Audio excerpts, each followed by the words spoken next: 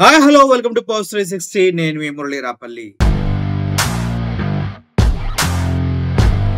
నిన్న India today సంబంధించిన ఒక కాంక్లేవ్ లో లోకేష్ ను కూర్చోబెట్టడం జరిగింది.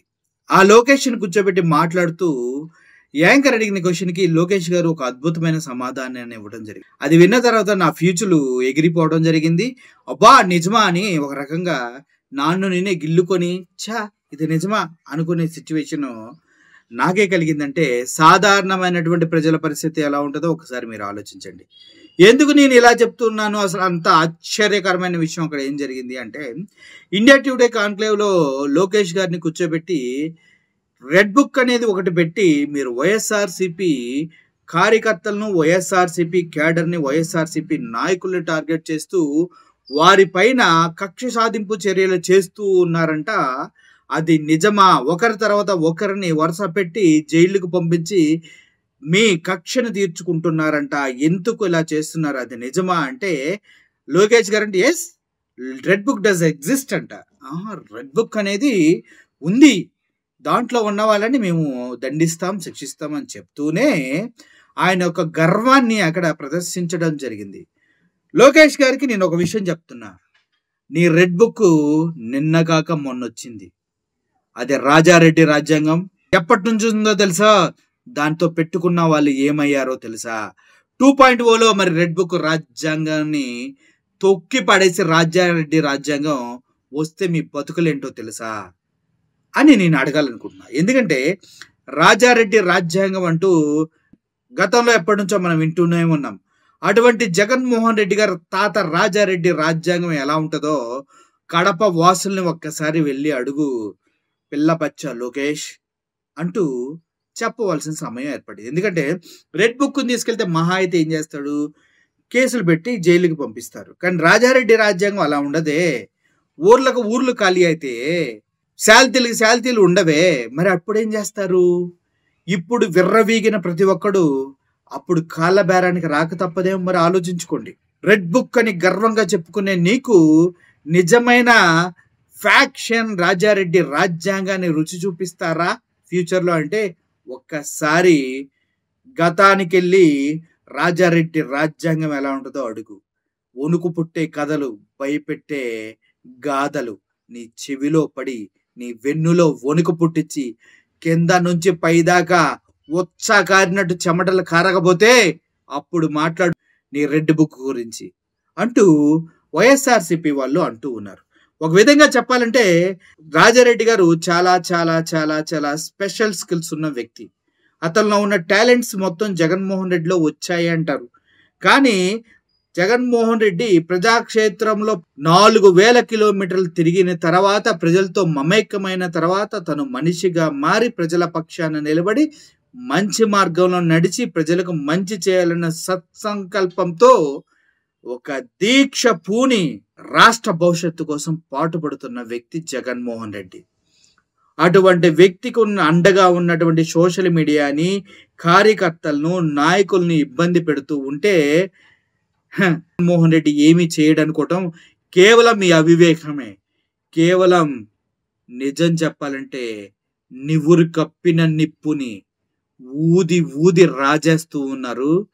అది రగిలిందంటే ఆ దహన దావాగ్నికి కొండలు లేవు, గుట్టలు లేవు, ప్రాణాలు లేవు, మన తారతమ్య భేదం కూడా ఉండదు.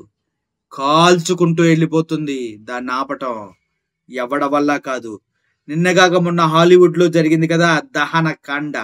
చిన్న నిప్పు రవ్వ హాలీవుడ్ మొత్తాన్ని కాల్చేసింది కదా, దానికి 1000 రెట్లుంటది బాస్ అంటూ చెప్తూ ఉన్నారు. సో ఓవరాల్ గా ఇదే మీటింగ్ మాట్లాడుతూ ఇంకొక దారుణమైన విషయాన్ని ఆయన మాట్లాడటం జరిగింది. ఆ దారుణం ఎంత దారుణం అంటే దారుణాలకి అమ్మ మొగుడు ఆ దారుణం. అయితే ఆయన మాట్లాడుతూ ఇప్పుడు అన్ని స్టేట్లకు రాజధానులు ఉన్నాయి, మీ ఆంధ్రప్రదేశ్కి రాజధాని ఏదంటే లోకేష్ చెప్తాడు కర్ణాటకకి బెంగళూరు ఉంది, తమిళనాడుకి చెన్నై ఉంది, హైదరాబాద్కి తెలంగాణ ఉంది, మాకు మాత్రం మా సీఎం చంద్రబాబు నాయుడు ఉన్నాడు. చంద్రబాబు నాయుడు గారు ఏంటయ్యా ఆయన, ఏంది ఆయన? చంద్రబాబు నాయుడు గారు ఏమన్నా క్యాపిటలా? చంద్రబాబు నాయుడు గారు ఏమన్నా గొప్ప వ్యక్తి? ఏ విషయంలో గొప్ప వ్యక్తి? ఉమ్మడి రాష్ట్రాలు విడిపోయిన తర్వాత 5 సంవత్సరాలు అధికారంలో ఉండి ఏం పీకాడు? ఏం పీకాడు? ఏం పీకలేదుగా. ఇప్పుడు అధికారంలోకి వచ్చి 10 నెలలు అవుతుంది. ఏం పీకాడు? ఏం పీకలేదు కదా! మరి అటువంటి వ్యక్తి అసలు ఎందుకు ఆయన అంత గొప్పగా చెప్తున్నావు అక్కడ? ఏం పీకలేని వ్యక్తి.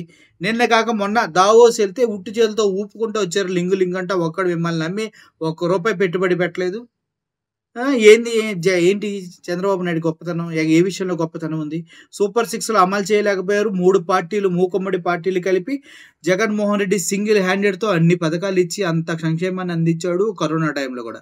ఎవడు మగోడు ఇక్కడ? ఎవడు తోపు? ఆంధ్రప్రదేశ్‌కుంది ఎవరు? విద్యా వ్యవస్థను సమూలంగా మార్చింది ఎవరు? కార్పొరేట్ స్కూళ్ళకి ధీటుగా ప్రభుత్వ స్కూళ్ళను మార్చింది ఎవరు? జగన్మోహన్ రెడ్డి. ఆంధ్రప్రదేశ్‌కుంది జగన్మోహన్ రెడ్డి, చంద్రబాబు నాయుడు కాదు. ఆ విషయాన్ని మీకు చెప్పే దమ్ము ధైర్యాలు లేవు. ఎందుకంటే జగన్మోహన్ రెడ్డిని తలుచుకుంటేనే మీకు వణికిపోతుందేమో కింద పైన అంటున్నారు వైఎస్ఆర్‌సీపీ వాళ్ళు. ఏంటి పరిస్థితి?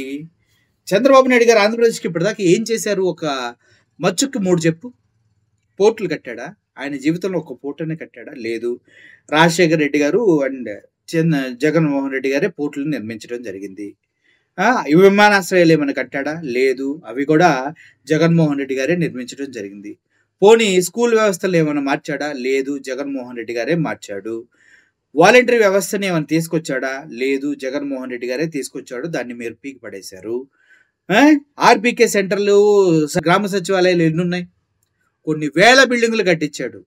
రాష్ట్ర భవిష్యత్తుని మార్చడానికి ముందుకొచ్చిన ఏకైక విజన్ కలిగిన నాయకుడు ఎవడన్నా ఉన్నాడంటే జగన్మోహన్ రెడ్డి మాత్రమే. అది వదిలేసి ఏమీ తెలియని, ఏమీ చెయ్యలేని చంద్రబాబు నాయుడు గారిని ఎందుకు అలా ప్రొజెక్ట్ చేస్తున్నావు లోకేష్? మీ నాన్నగారనా? మీ నాన్నగారి పైన నీకు ప్రేమ ఉండడం తప్పు లేదు లోకేష్. కానీ ఇలా తప్పుడు మాటలు మాట్లాడకు ఎప్పుడు కూడా. ఎందుకంటే నవ్వుతున్నారు. సూపర్ 6 అనే చెత్త కూటమిది. ఈళ్ళెళ్ళేది ప్రగల్భాలు పలుకుతున్నారు. మీ నాన్నగారు ఎంతో ప్రతిష్టాత్మకంగా చెప్పి ఎంతో ఊగి సంతకం పెట్టిన డిఎస్సికే ఇప్పుడు దాకా దిక్కు లేదు బాసు. అర్థమైందా? దిక్కు లేదు. ప్రతి సంవత్సరం జనవరిలో జాబ్ క్యాలెండర్ వేస్తానని మాట్లాడిన నీ మాటలకు కూడా దిక్కు లేదు.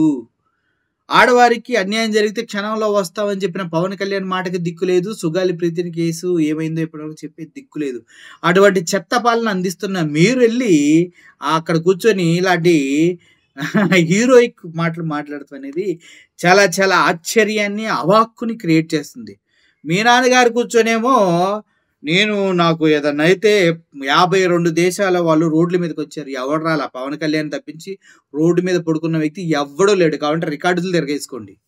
ఇది మీ బ్రతుకు. మీరు ఎందుకు దీన్ని ఇంత సీరియస్గా ప్రజల్ని ఇంకా మోసం చేయాలని చూస్తున్నారు? మీకు దమ్ము ధైర్యం ఉంటే సూపర్ 6లతో పాటు 143 వాగ్దానాలు ఇచ్చారు. అవన్నీ నెరవేర్చి అప్పుడు ప్రజల్లోకి వెళ్ళి ఇట్లాంటి ప్రగల్భాలు పలకండి, హీరోయిక్గా మాట్లాడండి. వాటిని మేము సమర్థిస్తాం, తప్పలేదు. మీ అస్సలు లోకేష్ తోపు, చంద్రబాబు నాయుడు తోపని మేమే చేస్తాం. చెప్పిన వాగ్దానాలు చేయకుండా చెత్త వాగుడంతా వాగుతాడు స్టేజ్లోకి. ఏంది మీ బతుకులు చండాలంగా? చచ్చే ప్రజలు మోసం చేస్తారేమో, మీడియాని మోసం చేయలేదు. అది గుర్తుపెట్టుకోండి. Thank you for watching this video. ఇటువంటి దారుణాలు ఇంకెప్పుడు సహించకండి. మీరు చెప్పుదో కొట్టైనా వెనక్కి తిప్పి పంపించండి. Murali signing off. Thank you so much.